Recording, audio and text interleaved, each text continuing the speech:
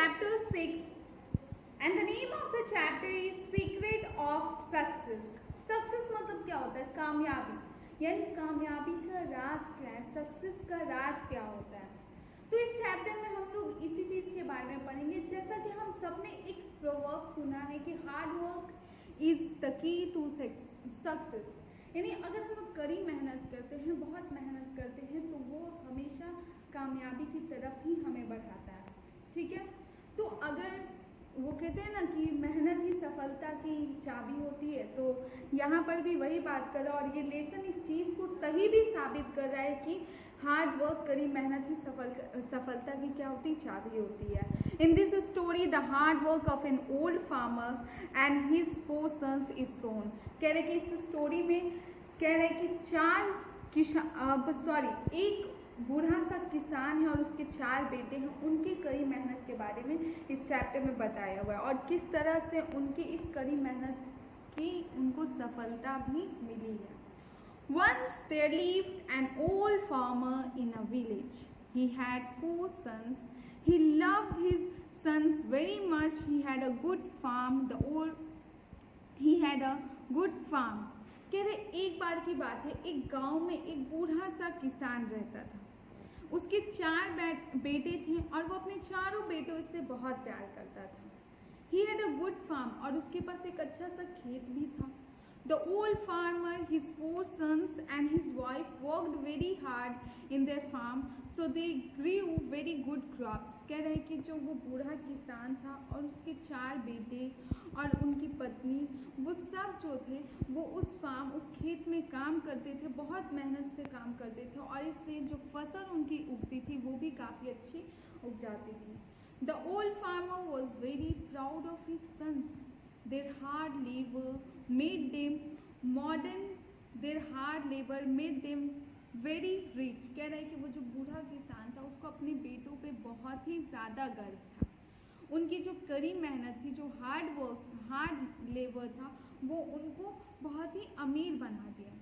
They use scientific methods of farming. अब वो लोग खेती करने के लिए साइंटिफिक मेथड्स का यूज़ करने लगे। साइंटिफिक मेथड्स मतलब क्या होता है?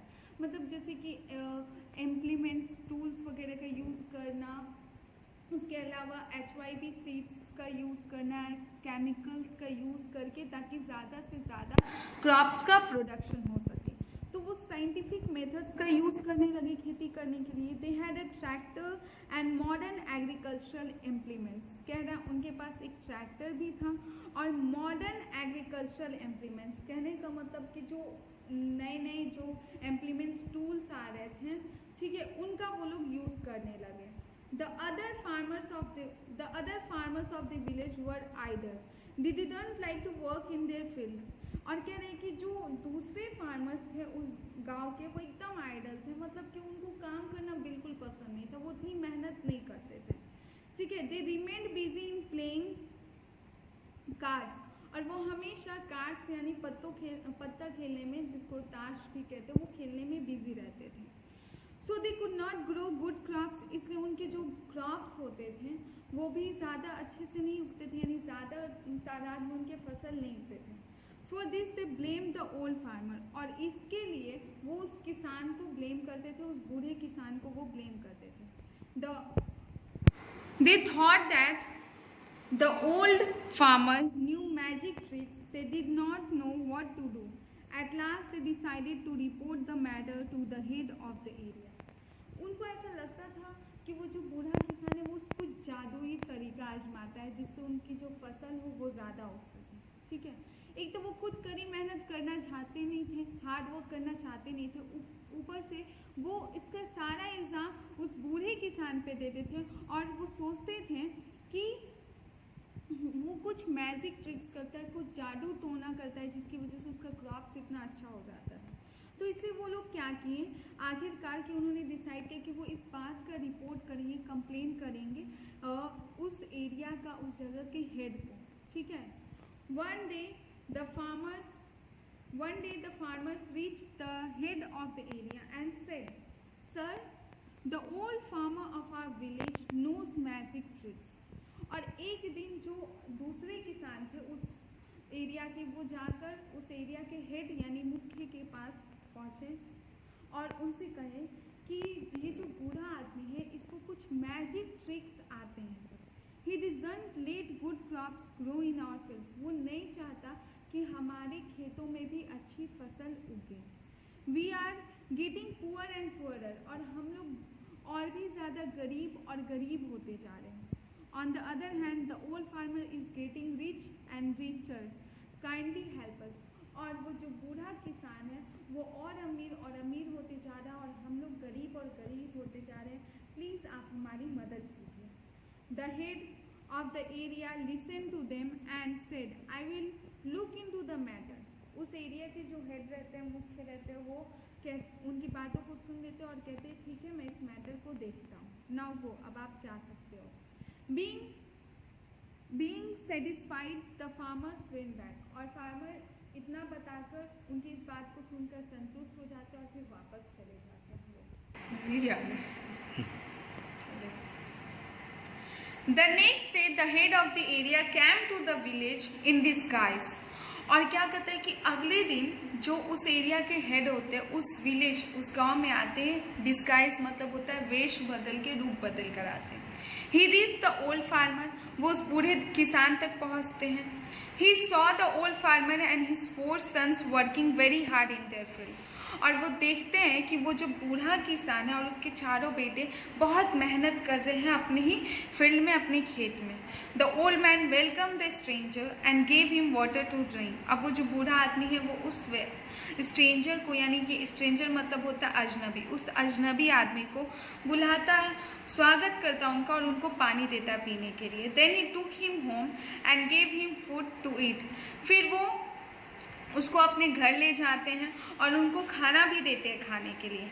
After some time the 4 sons of the old farmer also camp there. और कुछ समय के बाद वो 4 बेटे भी वहाँ पर आ जाते हैं। During discussion the stranger said to the old farmer, you grow very good crops, do you know magic tricks.